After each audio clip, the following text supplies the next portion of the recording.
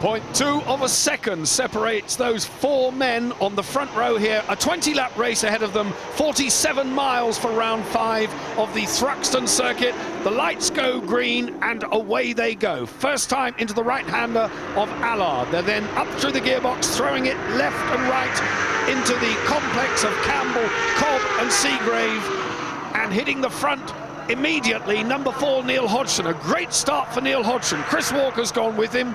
Out into the country now, Hodgson leads. The number 4, INS Ducati, who qualified so well here. 2 Suzukis and 2 Ducatis made up the front row. John Reynolds was 3rd fastest. Chris Walker was 4th fastest. This man was 2nd quickest. Number 4, Neil Hodgson, leads the race. Alongside me, a man who rode here in the first race of the day, finishing 3rd on an R1 Yamaha. As I just interrupt myself, there's Steve Hislop, already 1 mile an hour quicker than the pole position time and well inside the pole position time. Alongside me, Matt Llewellyn. Matt, this is a fast circuit.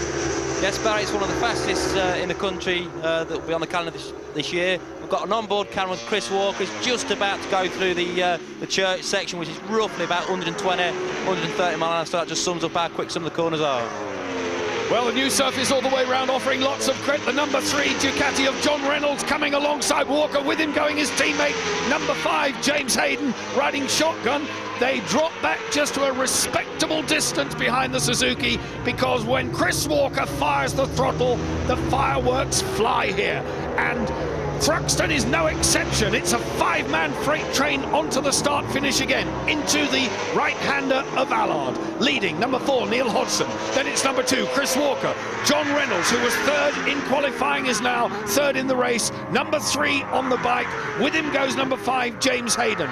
The championship positions coming here. Reynolds, the championship leader, on 83 points. Hodgson is runner-up, and if he can hold this lead, 25 points. The 3rd bike in that chasing bunch there, the number 52 Honda of James Toseland, leading the number 9 Yamaha of Paul Brown, the Humbersider, and sandwiched in between them another SP1 VTR 1000, number 16 Shane Byrne. The Hondas are looking good. But meanwhile, Neil Hodgson from the Isle of Man now, resident in the Isle of Man, is easing away here now. With him, the unbelievably quick Chris Walker, who is going, already started this season better than he did last year, because he's had a win already, back on board with Walker. Here we go, James Hayden look for the inside, yeah, he's gone by Chris on the brakes. Oh, just a bit of a contact touch there. That's really upset James Hayden. John Reynolds gone around the outside.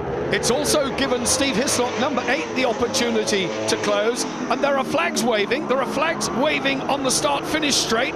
There's been an incident somewhere around the circuit. Meanwhile, the top 5 go on, but there is definitely a problem. Oh, this is it. That's Shane Byrne. Oh, what a dramatic crash. Shane and John Crawford, number 11, misses the rider but collects the bike. That was a big one. There it is, red flag, with Shane Byrne's bike at the club chicane. The restart for round 5 will be over 13 laps, and they line up in the positions in which they were at the end of the final completed lap. In other words, at the end of lap 7. So the pole position in this instance will be Neil Hodgson on the right-hand side of your picture, obscured as it happens by the board there, but wait for the lights to go to green again, and Hodgson will shoot out from behind the board, but he doesn't shoot out quickly enough, because it's number 2, Chris Walker, on the Suzuki, who gets the drop. He is unbelievable at starting, Chris Walker, and I'll just take this opportunity quickly to tell you that Shane Byrne, the rider who fell, has been taken to the medical centre, checked over. He is basically okay, but has been transferred to hospital for further tests and observation. Meanwhile, Hodgson now, number 4, easing past the number 3 Ducati of John Reynolds, tucked in there behind as well in 4th place, number 5 James Hayden, but it's Reynolds in 3rd, Hodgson in 2nd, but a new race leader this time, Matt, Chris Walker. Yeah, Chris got an excellent start there for the restart, Barry, so he's really got his head down now, trying to get a gap on Neil Hodgson in 2nd place, but round here it'll be very difficult to get away. What Walker has to do, of course, is, for one, he has to beat Hodgson, and he has to beat him by a bigger margin than Hodgson was leading him at the stoppage in the first part. So clearly Chris Walker knows what he's got to do. Matt, you rode here earlier in the day. There is a new surface. Are the bumps levelled out, or is it still quite a wild place? It's still very, very difficult in places. It's a lot smoother than last year due to the resurface, but the bumps are still there in little places, so you're We still get a lot of feedback from the bike, but the grip's good for the tyre, so it's not a bad thing. You've won championships on Ducati, you know all about Ducati machinery, and it's the INS Ducati still in second place, but looking hard here at the club chicane. Walker now knows he's got a job on his hands. He's got 3 Ducatis, factory Ducatis, breathing down his neck. He's on a factory Suzuki. I was about to say, you know all about Ducatis. Would there be any advantage between the two machines round here?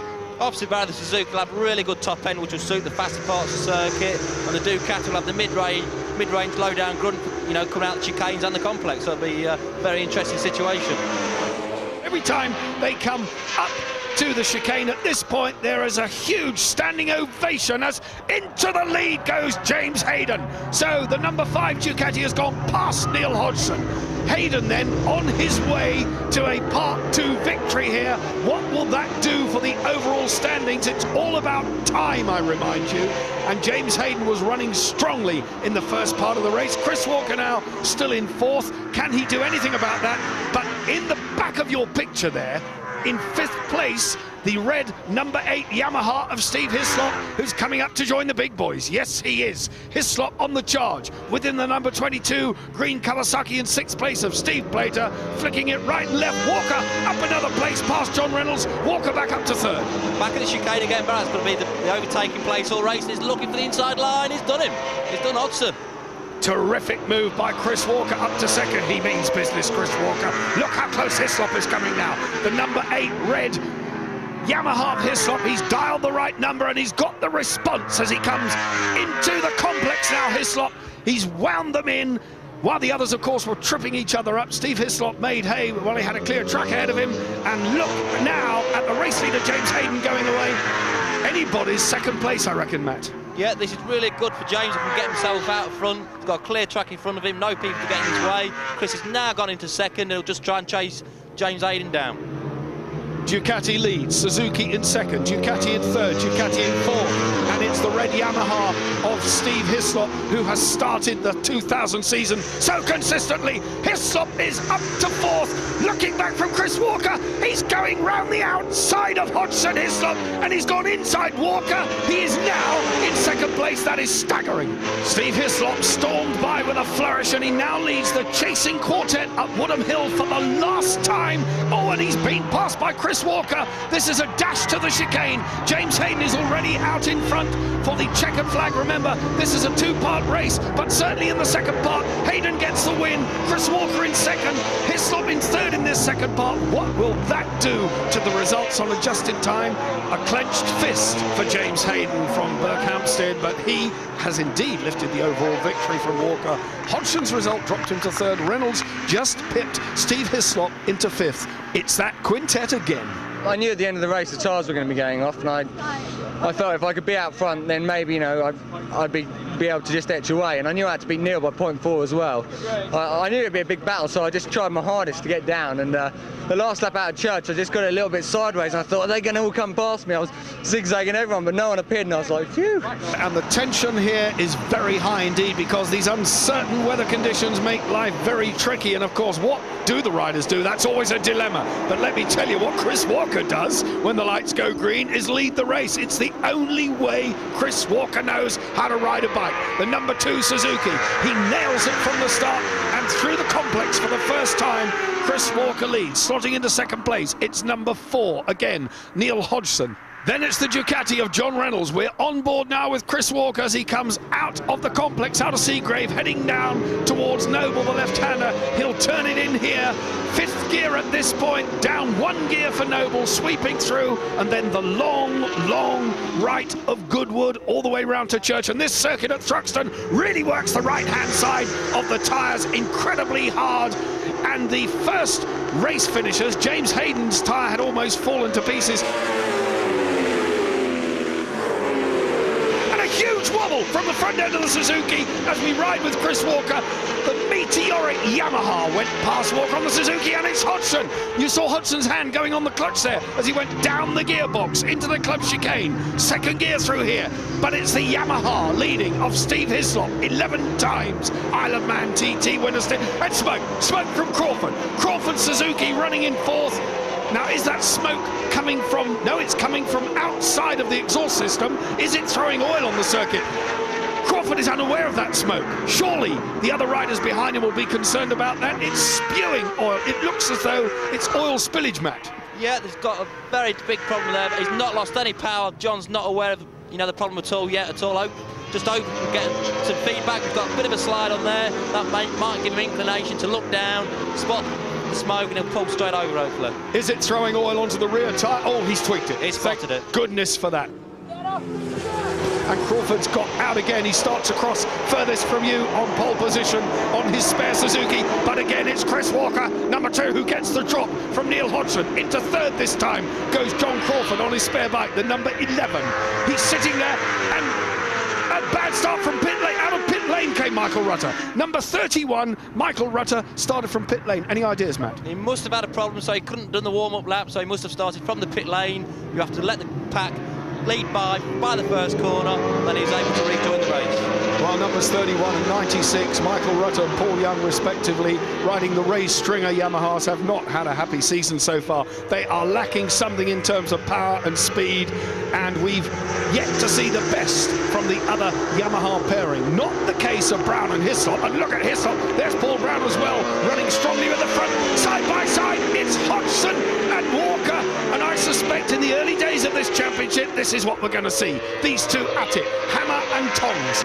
1/4 race distance covered, and John Reynolds has gone scything past Chris Walker. As Hodgson gets a huge wobble alongside, they are so brave, unbelievably brave and committed, I think that is the word. Yeah, Steve's got the inside line now. I think, oh, is he going to keep it? No, Neil's gone around the outside, the long way round. John Reynolds in third place, number 3, just sitting there waiting for something dramatic to happen. Neil's just put his hand up there, whether it's a few spits spot of rain. Yeah, we've got a few rain drops on the lens there, Barry, so...